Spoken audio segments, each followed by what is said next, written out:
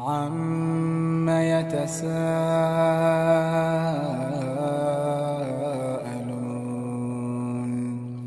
عَنِ النَّبَإِ الْعَظِيمِ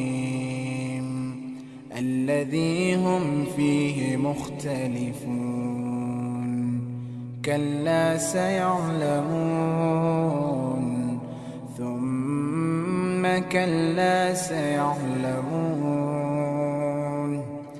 أَلَمْ نَجْعَلِ الْأَرْضَ مِهَادًا وَالْجِبَالَ أَوْتَادًا وَخَلَقْنَاكُمْ أَزْوَاجًا